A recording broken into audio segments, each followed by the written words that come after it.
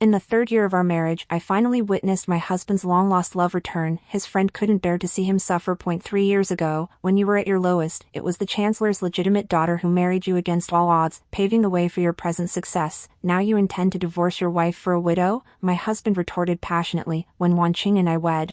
I did indeed promise her a lifetime of monogamy, but Yarrow has already suffered 3 years of exile. To the frontier, dragged down by her husband's family. I finally tracked her down through connections among the military camp's women. I must bring her back and give her proper recognition, but you couldn't have proposed divorce at our child's first birthday banquet. Where does that leave the child's reputation? Precisely why it must be said today, Wanqing values propriety above all, before the entire court. For the sake of the child and her family's honor, she would surely agree with grace and composure. Holding my 1-year-old child behind the screen, I heard it all clearly, the smile on my lips deepening. At the banquet, he indeed raised his cup to me publicly, his face filled with remorse as he spoke, but the sharp voice of an eunuch outside the hall pierced the air. The Empress Dowager's edict has arrived. Summon Lady Su Wanqing, wife of the General of Huaihua, to receive the decree. My death warrant hadn't come, but his head. Lu Jingyuan, the Chancellor's patronage made you what you are today. Are you now willing to sever ties with the Su family over a widow? Lu Jinyuan's tone carried a hint of irritation. Jinyu, you don't understand. Yaoer has endured too much suffering. I cannot let her face further injustice. Besides, as General of Huaihua, I no longer need to bow to anyone's will. Su Wanqing possesses a calm temperament and always prioritizes the greater good. As long as I remain resolute, she will ultimately accept it, for the sake of the Su family's reputation and our child's future. Song Jinyu's voice brimmed with astonishment. She is, after all, the only daughter of the current chief minister. Are you not afraid of provoking his wrath? Lu Jinyuan gave a cold laugh, his eyes gleaming with calculation. It matters not. My father-in-law is currently on an imperial inspection of the Jiangnan waterways. At best, he'll return in 2 months, at worst 3. There's no chance he'll be back immediately. By the time he returns, the documents will be finalized, and the matter settled. Wanqing herself has accepted it. Even if he cherishes his daughter deeply, for the sake of the court's stability, there can be no further changes. A bone-chilling coldness pierced through my limbs. He knew my father was far away in Jiangnan, with no one in the capital who could immediately speak for me. That's why he dared to pressure me like this. Qiu Yu's face was filled with indignation. She wanted to step forward, but I stopped her with a glance. Song Jinyu seemed to want to try persuading me again. What if, and I mean what if, Wanqing simply refused to compromise? Lu Jinyuan's laughter was filled with the arrogance of one who controlled everything. Impossible. Jinyu, you don't know her at all. She loves me too much. Back when I was just an obscure military officer, she defied her father's will, insisting she'd marry no one but me. Now that I command a mighty army and treat her with utmost care, how could she ever let go? He paused briefly, his voice tinged with a condescending certainty. She may seem aloof, but she values propriety above all. If you explain the situation clearly and preserve her dignity, she'll convince herself. Convince herself. Indeed, my profound affection and sacrifices, to him, they were nothing but flimsy shackles. Qiu Yu looked at me with concern, reaching out to support me, but I gently pushed her hand away. I straightened my back and mouthed the words to her. Return to the mansion. Back at the general's residence, Lu Jingyuan arrived shortly after. His expression remained as gentle as ever. A guest list in hand. Wanqing, I've returned to discuss how we should arrange the child's first birthday banquet. Here is the list I've drafted. Please review it for any concerns. He handed me the list, which was filled with influential figures from the court. I looked up at him. My lord finally has time to concern himself with the child's affairs? It seems you feel the time is right. A fleeting, barely perceptible tension flashed across Lu Jinyuan's gentle face. What nonsense! The child's first birthday is a major event. How could I not care? It was my oversight. I should have discussed it with you sooner. He gestured toward the list. See if there are any guests we should add. I took the list, my fingertips tracing each name before pausing at the blank space. Speaking of which, Inspector Zhang from the censorate is incorruptible. Even Father admires his integrity. We ought to invite him to join the festivities. Lu Jingyuan's expression darkened considerably. His gaze shifted nervously, avoiding mine. I understood immediately. Inviting this most virtuous censor, whose duty is to impeach officials, would be like placing the harshest spectator beside the grand drama of his impending divorce. A chill deepened within me. Yet I feigned confusion, asking softly, "What is it? Does my lord find this inappropriate?" Lu Jingyuan snapped back to reality, shaking his head repeatedly. "Nothing is amiss. It's perfect, absolutely perfect. I'll do as you say and personally deliver the invitation tomorrow." "As you wish." Lu Jingyuan rose as if escaping a calamity. "You've just returned from the palace. You must be exhausted. Rest early." I still have military affairs to attend to." About half an hour later, Qiuyu slipped in silently and lowered her voice. "Madam, the general has gone to the southern villa. I saw him instruct the steward to open the treasury and take your parents' token of love, saying he wished to give it to an old friend. That armor was an imperial gift. A token my mother placed in my hands on my wedding day, wishing me a happy marriage." A bone-chilling coldness overwhelmed all the sorrow and despair I had felt moments before. I gently stroked my child's cheek. "My dear, do not be afraid. Mother will not let such dust settle upon you or your future path."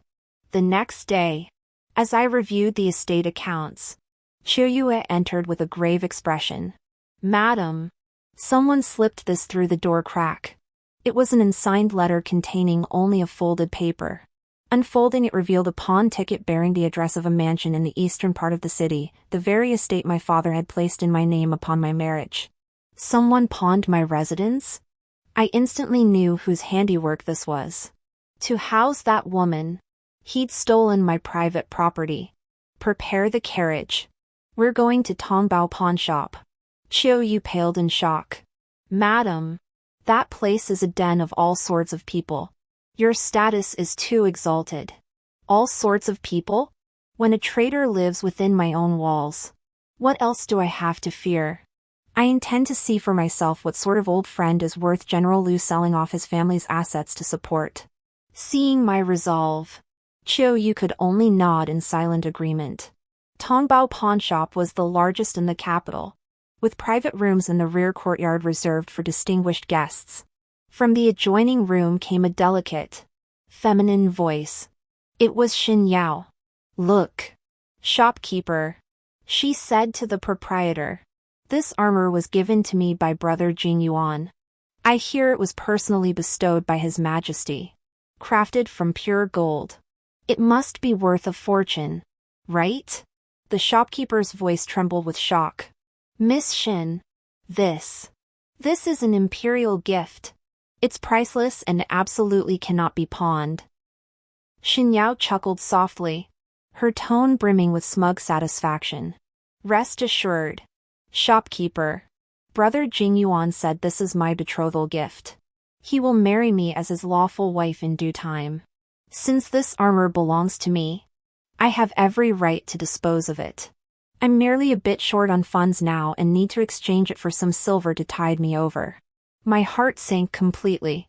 That imperial golden armor was the honor bestowed by His Majesty himself when Father quelled the rebellion in the western frontier years ago. It was also the token of love between my parents.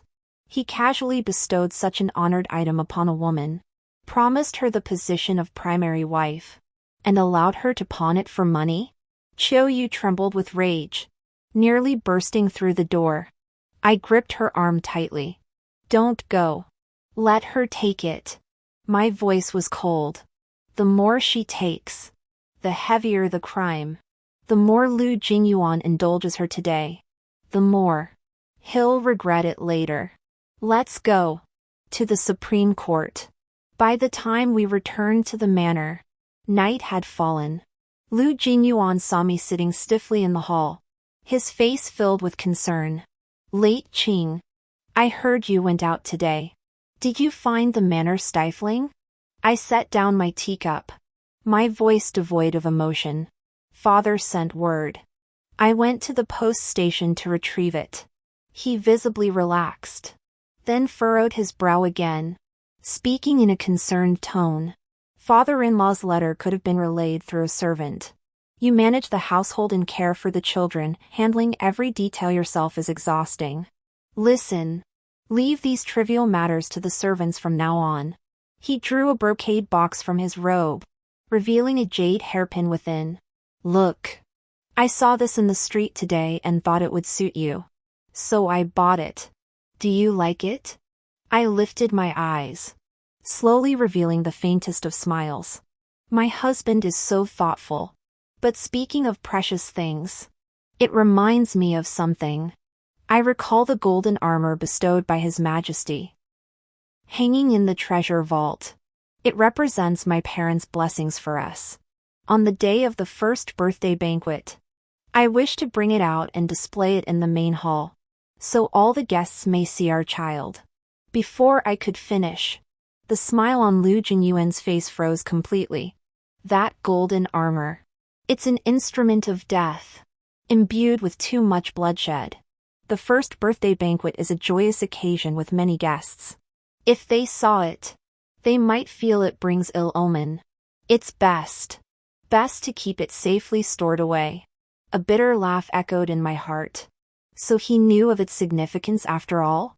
Seeing my silence, Lu Jinyuan grew even more uneasy, as if recalling something. Rest assured, Wan Qing. Tomorrow I shall go to the Imperial Academy and request a calligraphy piece from a renowned scholar for our child. With the words of sages protecting our home, he will surely grow wise and safe. His desperate attempts to make amends were utterly nauseating. I lifted the corner of my mouth slightly and nodded faintly. Upon arriving at the Imperial Academy, Lu Jinyuan declared with great solemnity, Wan Qing, you must be exhausted after the long journey with the child. I've had the tombkeeper prepare a clean side hall. Rest there first. I'll pay my respects to the masters of the Imperial Academy and return shortly. His tone was sincere, his arrangements flawless. I was indeed weary, but I didn't go to the side hall. Instead, I took Qiu Yu and returned directly to the city by carriage. The carriage had barely crossed the city gate when another inconspicuous carriage followed close behind. The curtain lifted, revealing a respectful face. Madam, everything unfolded as you predicted. The visitor was an eunuch from the Empress Dowager's inner circle. He handed me a wax-sealed letter tube. Inside lay the complete record of Lu Jinyuan's movements and words from that day. It turned out he hadn't gone to meet some scholar at all, but rather the deposed crown prince, Prince Jing, who was confined in the Imperial Academy for plotting rebellion. And Xin Yao had been waiting there all along. Lu Jinyuan's voice was full of promises. Yaoer, rest assured. This is the last time I'll let you suffer injustice. After the first birthday banquet, I'll petition His Majesty to overturn the verdict against your Shen family. Brother Jing Yuan. But what about Chancellor Su? Fear not. I've placed men within his river inspection fleet. When the time comes, a single forged document of treason will be enough to condemn him to eternal ruin. Once the Su family falls, your Shen family's case will naturally be overturned. Xin Yao still seemed uneasy, whispering softly once more. Brother Jing Yuan, once I enter the mansion, my status will remain illegitimate. Sister Su. She is, after all, the Chancellor's daughter. Nonsense. What sister? You are my legally wedded wife. That Su Wanqing was merely a stepping stone I had to use to climb higher back then. Even if she resists, I've arranged a contingent of guards. I'm not afraid of her causing a scene. Xin Yao gasped. Then I am the legitimate wife? Yaoer, you underestimate me. What I want you to be is the most honored woman in this realm. Once I restore Prince Jing to the throne and bring down the Su family, You shall be a first-rank consort. Lu Jingyuan chuckled softly, his laughter dripping with venom. That woman, Su Wanqing, is too proud to accept this. It matters not. Once the Su family falls, she, the daughter of a disgraced minister, will live or die by my command. As for that child, he carries the blood of the Su family and will always be a threat. When the time comes, I'll announce to the world that he died tragically in infancy. Then, I'll name our child as my legitimate heir, the rightful successor to everything I possess. A chill ran through my body. Even my breath felt icy. So he wasn't merely betraying our marriage to take another wife. He was plotting rebellion, intent on destroying the entire Su family. Even his own flesh and blood wouldn't be spared. A bitter laugh escaped my lips. Had Lu Jingyuan forgotten how he gained his military authority? Had my father not defied all opposition to vouch for him before His Majesty? How could a lowly frontier commander with no background possibly command the entire army? The ink on the letter still burned before my eyes. I clenched my fists tightly. For my child. For the lives of the entire Su family. Qiu Yu. Go to the palace. 10 days hence would mark my son's first birthday. Lu Jingyuan was exceptionally busy, scarcely finding time to rest. The birthday banquet was set in the lake pavilion of the imperial villa, where guests, all prominent court figures, gathered in droves. Lu Jingyuan donned his imposing purple general ceremonial robes, his heroic bearing and spirited demeanor radiant. When he saw me holding our child, a complex emotion flickered in his eyes. Wanqing, with so many guests today, you've worked tirelessly. Rest assured, I'll handle everything. My gaze fell upon the sword at his waist, the symbol of military authority. This attire. A hint of satisfaction flashed across Lu Jingyuan's face before he spoke in a deep voice. Today is a significant day for my son. Naturally, I must dress with solemnity. Let everyone witness that the child of the Lu family is destined for greatness. Just then, the rhythmic footsteps of the Imperial Guard's changing shifts faintly echoed from outside the villa, clearly signaling heightened security throughout the estate. Lu Jingyuan's lips curved upward in an almost imperceptible smile as he murmured to himself. Everything is arranged. Watch. Wanqing. I'm about to give you and the child a brand new beginning. He didn't even give me a chance to react before releasing my hand and striding toward the center of the banquet. Watching his back, marching toward destruction without a hint of awareness. A cold curve slowly formed at the corners of my mouth. Soon, Qiu Yu brought in the warmed milk porridge, her eyes betraying unmistakable tension. Madam, the general has invited the Minister of the Imperial Clan Affairs to be present. He intends to announce the young master's official title and rewards on the spot, to be recorded in the clan registry. I closed my eyes, drew a deep breath, and held the child in my arms even tighter. Qiu Yu panicked, daring not to speak. She only stroked my back gently with trembling hands. Madam, you must stay composed. I lost track of time. By the time the Zhongxing temple official finished reciting the elaborate prayers, it was time for Lu Jingyuan, as the father, to speak. He raised his wine cup, his gaze sweeping the room before settling on me. His eyes filled with pity. He cleared his throat. The entire villa fell silent, every pair of eyes fixed on him. Security outside the courtyard seemed even tighter. A servant rushed over, whispering urgently into the steward's ear. Lu Jingyuan's mother, that old lady of peasant origins, waved impatiently. What's the rush? Can't you see your honor is speaking on important matters? Even the most urgent affairs must wait. Lu Jingyuan nodded with satisfaction. Today, before all my colleagues and clan members, I wish to announce a matter. Before he could finish, suddenly, a deafening shout erupted from beyond the hall, drowning out every other sound. An edict from the Empress Dowager has arrived. Summon Lady Su Wanqing, wife of the Grand General of Huaihua. To receive the decree. I rose slowly, my gaze fixed on the doorway. Just in time. His death warrant had arrived. Supported by Chiu Yu. I carried my sleeping child in my arms and walked steadily to the front of the hall. Kneeling down slowly. By the mandate of heaven.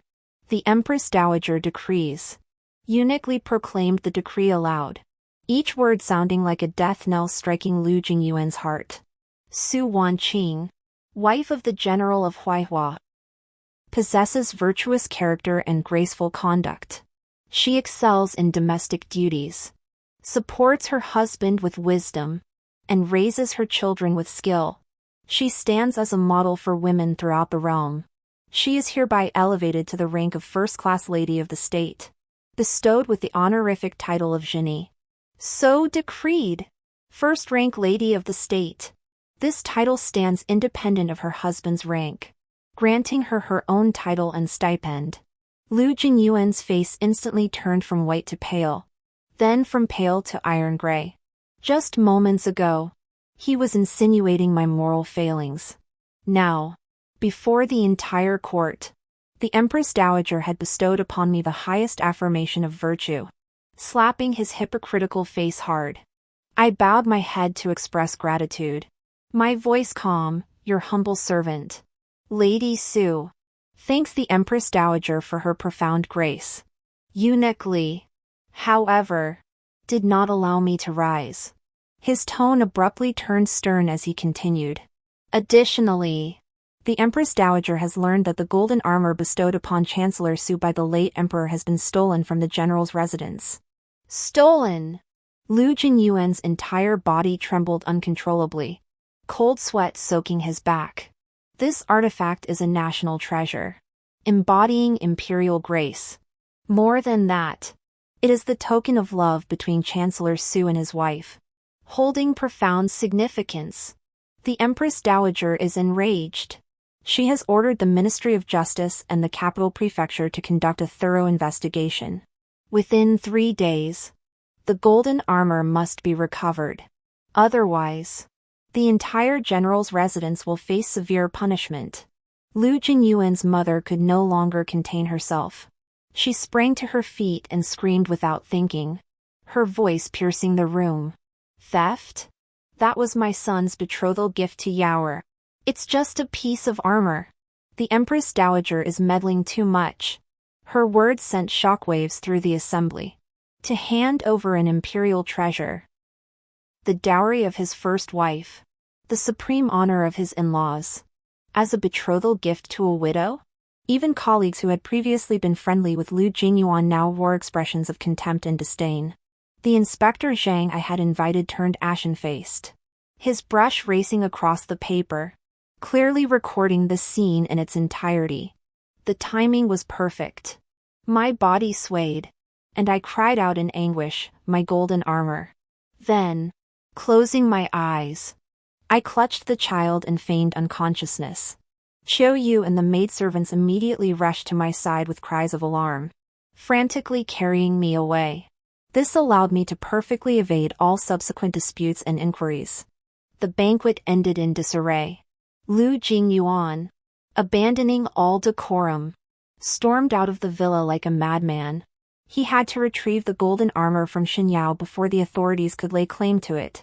When Lu Jingyuan kicked open the gates of the southern villa with reckless abandon, what he saw was the very woman he had longed for, his moonlight, her wrists shackled by the Ministry of Justice. Brother Jingyuan, save me! Save me! Xinyao wept, her tears like pear blossoms, her face frozen in terror. Lu Jingyuan's eyes bulged with fury. He lunged forward, only to be halted by the Dali Temple minister's arm, as rigid as iron. General Lu, the Empress Dowager's decree is clear. The law is unforgiving. Please do not obstruct official duties. He could only watch helplessly as Xinyao was forced into a prison cart by the officers, her desperate cries growing fainter and fainter. Meanwhile, he himself was escorted by the Jingzhou prefecture officials onto another carriage, bound for the prefectural office for questioning.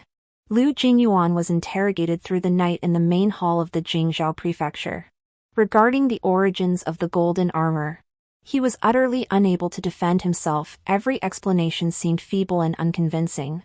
The next day, before dawn, the bells summoning the morning court session already rang out. The imperial censor Zhang, whom I had invited, joined forces with over a dozen other censors. Holding their ceremonial tablets, they stepped forward in unison. They jointly submitted a memorial accusing Lu Jingyuan of moral failings, lax household management, private dealings, and contempt for imperial grace. The emperor on the dragon throne flew into a rage, ordering Lu Jingyuan's immediate dismissal from his post as commander of the capital's defenses. He was confined to his residence for reflection while the golden armor case underwent thorough investigation.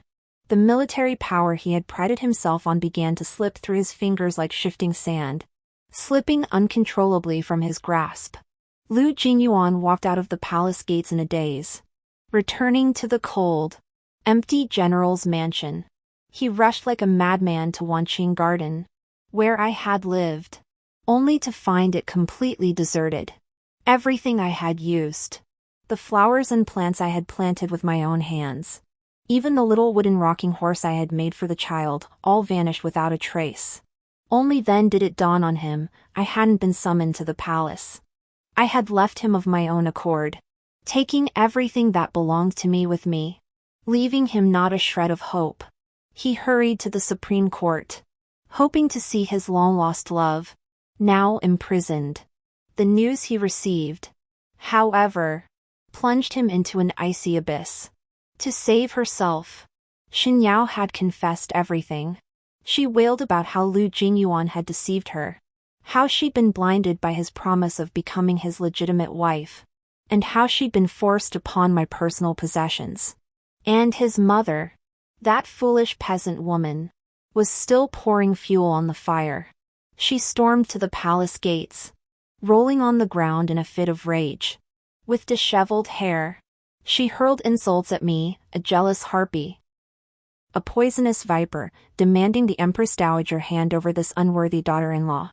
Before she could utter 3 curses, the imperial guards seized her, accused of violating palace security and disturbing the imperial presence. They stuffed rags into her mouth and escorted her back to the estate under strict surveillance. Lu Jingyuan's dignity lay trampled in the dust by the 2 women closest to him. Sitting in his empty study, my image rose unbidden in his mind. He recalled my quiet grace as I managed his vast estate. He remembered my thoughtful propriety as I hosted his official guests. He recalled even more vividly, 3 years prior, when he was still an obscure military officer, how I had defied all pressure and declared to my father with unwavering resolve that I would marry no one but him. He suddenly realized that what he was abandoning was never merely a wife who strictly adhered to propriety. It was the very foundation upon which he stood, the source of all his peace and dignity. For the first time, he truly understood the bitterness of the world, the pain of being abandoned by all. He lifted his head to stare at the empty space on the wall where the plaque for first-rank lady of the state should have hung. That spot now glared at him with piercing cruelty. Suddenly, he burst into a maniacal laugh, a hoarse, tear-filled cackle. Lu Jingyuan had pinned all his hopes on Jiangnan. If he could bring down his father, if the Su family fell, he might yet turn the tables. Day and night, he waited, hoping the confidant he'd planted in his father's fleet would swiftly deliver the damning evidence of treason. It became his only lifeline before drowning. Soon, an urgent military dispatch from 800 Li in the south reached the capital, but its contents poured over Lu Jingyuan like a bucket of frozen snowmelt, drenching him from head to toe in bone-chilling cold.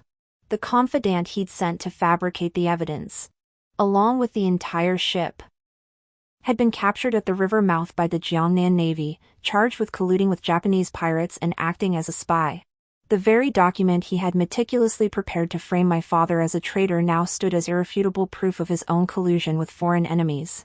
3 days later, my father, Su Wenqing, the chief minister of the current administration, returned to the capital. weary from his journey back from Jiangnan. Only then, amidst the emperor's commendations for my father, did Lu Jingyuan grasp the horrifying truth. It turned out that the so-called river inspection had been a ruse from the very beginning. My father had been acting on the emperor's secret edict, personally traveling to Jiangnan to covertly investigate the shocking case of collusion between the long-entrenched Jiangnan officials and the military with the Japanese pirates. And the man Lu Jingyuan, in his self-important cleverness, had walked straight into the trap set by my father and the emperor. His so-called deep strategy was nothing but a laughable solo act of digging his own grave. All escape routes were sealed off, all hopes turned to dust. With nowhere left to turn, Lu Jingyuan committed the most humiliating and pathetic act of his life. He stripped off his general's robes, donned coarse cloth garments, and rushed to kneel before the majestic palace gates, refusing to rise. Again and again he cried out, "Wan Qing, I was wrong. I was truly wrong," before the eyes of passing commoners and officials. He struck his own face with repeated, forceful slaps. He pounded his forehead against the cold stone slabs until it bled profusely, begging only for one last glimpse of me, pleading for my forgiveness. I stood atop the lofty palace walls, observing the man below through the crenellations with utter indifference. Watching his self-directed tragedy unfold, my heart remained utterly unmoved. I instructed Eunuch Li to retrieve the jade hairpin he had once given me, claiming it complemented me best. Eunuch Li stood on the tower, raising the hairpin high. Then, before Lu Jingyuan's eyes, he let go. With a sharp crack, the hairpin shattered into countless pieces. Just like my feelings for him, long since broken beyond repair. Lu Jingyuan's wails abruptly ceased. He stared blankly at the fragments on the ground, blood and tears mingling on his face, his eyes holding only endless desolation and ashen despair. He knew it was all over, irretrievable. Just as he stood there, utterly lost, Song Jinyu found him. This man, once his close friend, looked upon his pitiful state with no trace of sympathy, only profound disappointment. Song Jinyu said, "Lu Jingyuan, have you forgotten? 3 years ago, when you first showed your talent, how many open and hidden attacks did Chancellor Su shield you from in the court? Have you also forgotten that these past 3 years, Wan Qing managed not only your household affairs but also every connection and shred of your reputation within the court? You took all of this for granted. And then, you destroyed it all with your own hands." Every word from Song Jinyu pierced Lu Jingyuan's heart like a blade. Pfft! Lu Jingyuan violently coughed up a mouthful of blood, splattering the blue stone before him crimson. He finally understood, what he had thought was a stepping stone was actually the pillar supporting his very existence. Now, having toppled that pillar with his own hands, the weight crushing him down was none other than himself. In the depths of despair, he suddenly recalled his final, most desperate trump card. The deposed crown prince, Prince Jing, imprisoned within the Imperial Academy. A final, frenzied light ignited in Lu Jingyuan's eyes, mobilizing his last remaining loyal confidants. He secretly contacted the imprisoned Prince Jing. His plan was simple and brutal. He would incite his former subordinates stationed at the outer military camp to launch a surprise attack on the capital under the guise of a martial drill. With an inside-outside coordination, they would seize control of the palace and carry out the deposition and enthronement. Yet, everything he deemed meticulously planned was merely a game in my father's hands.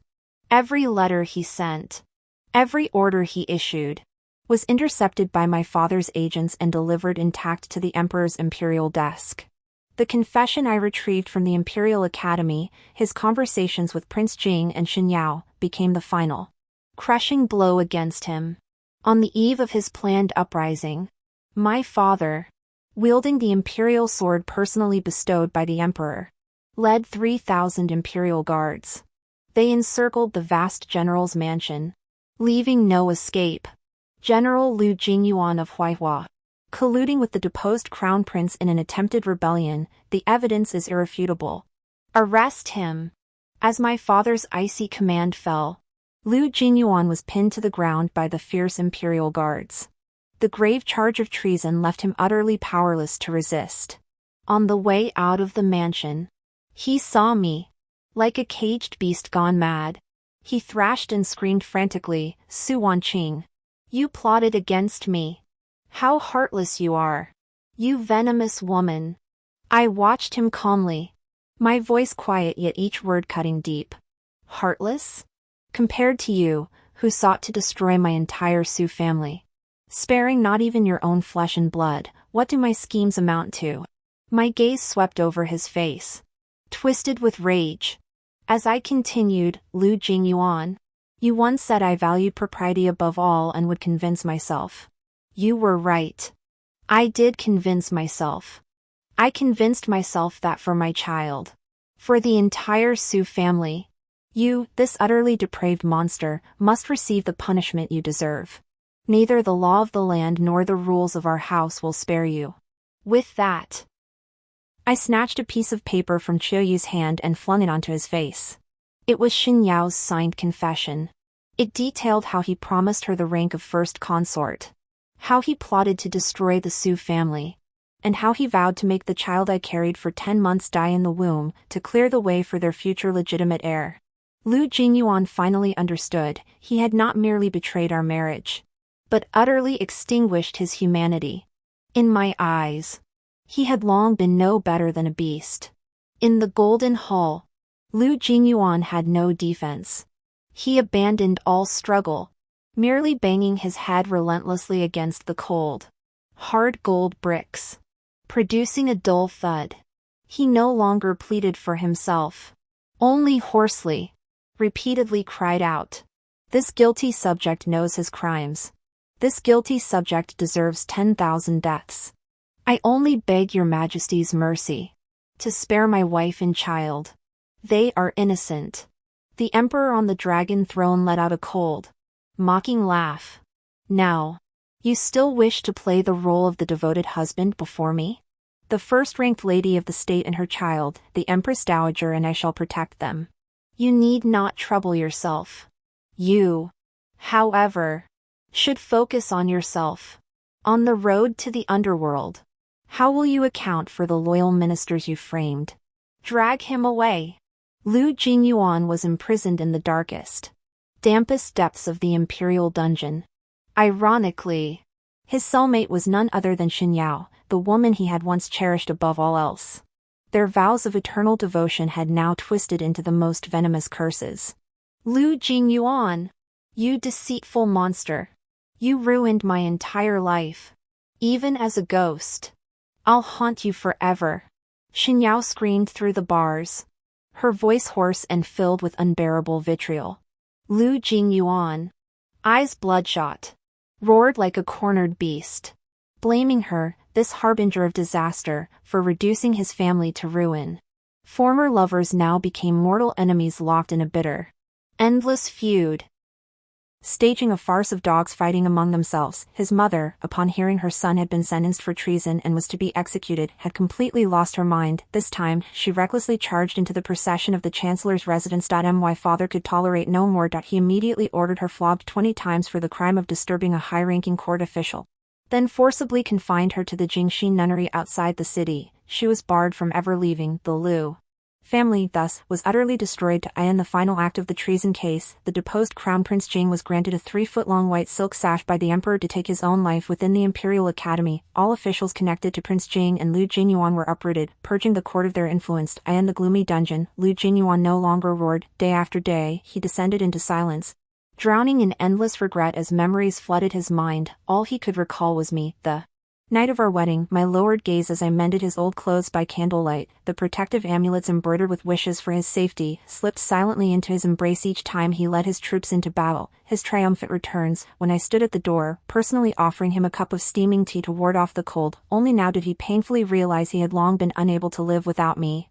Not because of my family background, but because of that warmth he had taken for granted. Yet he had personally pushed away the only warmth in this world. The day before his execution, eunuchly came to his cell. What he brought was neither poisoned wine nor white silk, but a document a divorce decree, not a letter of repudiation, but a mutual dissolution I had initiated. I granted him the last shred of dignity a man could claim, yet severed every connection between us with the most resolute act. Jin Yuan trembled as he picked up the divorce decree. When he saw Su Wanqing's 3 neat yet resolute signatures at the bottom, he could no longer hold himself together.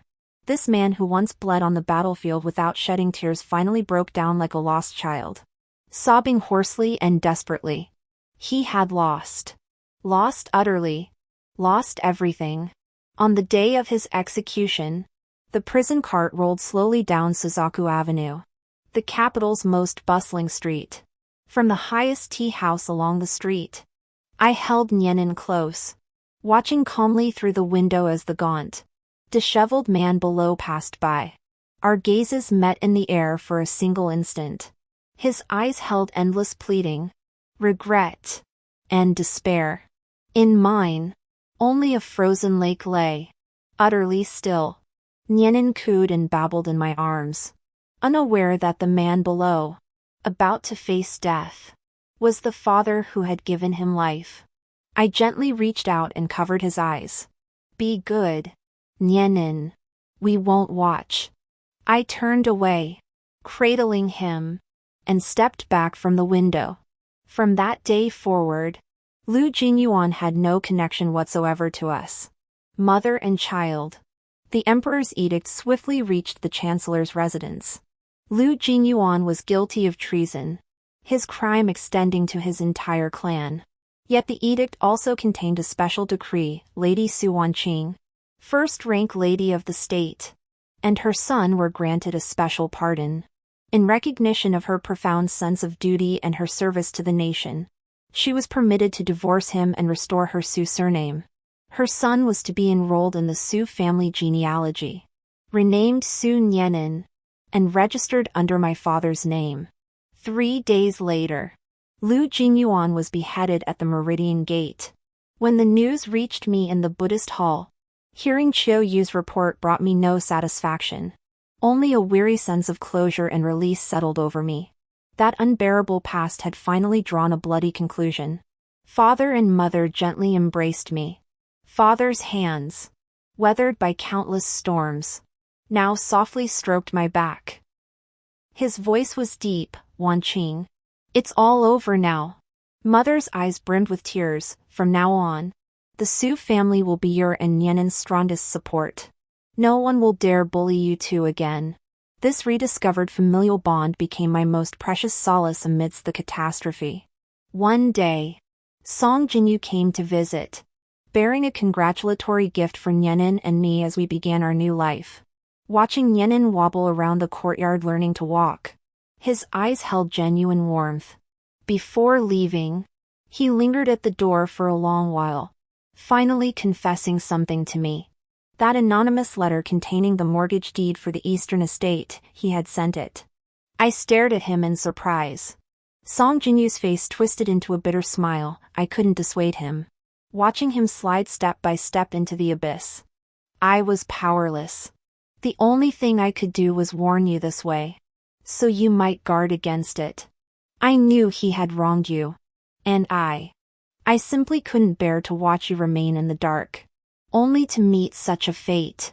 He had silently watched over me all along, harboring both admiration and sympathy for me. I bowed deeply to him in solemn gratitude, but my demeanor remained distant and polite. My heart, after enduring that hellish ordeal, had long since erected thick, impenetrable walls. I kept romantic entanglements at arm's length, afraid to touch them again. A year later, Nianin could already wobble about, stammering out the word mother. My life was peaceful, tranquil, and utterly fulfilling. One day, while sorting through my belongings, Chuyue discovered a letter buried at the bottom of a trunk. The envelope had yellowed, bearing no sender's name. Chuyue recognized it as the final letter Lu Jinyuan had smuggled out through the prison guards back in the dungeon. She hesitated, unsure whether to hand it to me. I motioned for her to bring it over. The paper bore his long-forgotten, scrawled handwriting, now smudged with tear stains and darkened bloodstains. As long as I remained resolute, she would ultimately have no choice but to accept it for the sake of the Sioux family's reputation and the children's future. He said that only after losing everything did he finally understand I was not a stepping stone for his ascent, but the very foundation of his entire world. What he had mistaken for shackles and constraints were, in truth, his sole refuge in this life. At the letter's end, he humbly begged, if there is a next life, let me be an ox or a horse to repay even 1/10,000th of what I owe you in this lifetime. I finished reading the entire letter expressionless, not a single ripple stirring within me. Then I walked to the brazier and personally tossed the letter into the roaring flames. Autumn Moon stood behind me, her voice soft. Husband, do you no longer feel hatred? I shook my head, my tone calm and detached. It's not that I don't feel hatred. It's just unnecessary. For a dead man, a man long erased from my life, to expend even a shred of emotion is not worth it. He and I now inhabit two separate worlds. Mother. Nyenin stumbled over, clinging to my legs. He tilted his little face up, beaming at me with a sweet smile. I bent down, lifting him into my arms, pointing to the crabapple tree in full bloom in the courtyard. I taught him to recite poetry. My child, my future, my hope right now, held in my arms. Song Jinyu happened to visit. Dressed in a simple, elegant blue robe, he stood quietly under the moonlight not far away, watching us, mother and son. His eyes held a smile as gentle as spring breeze. Yet he did not approach, not wanting to disturb this serene beauty. The end.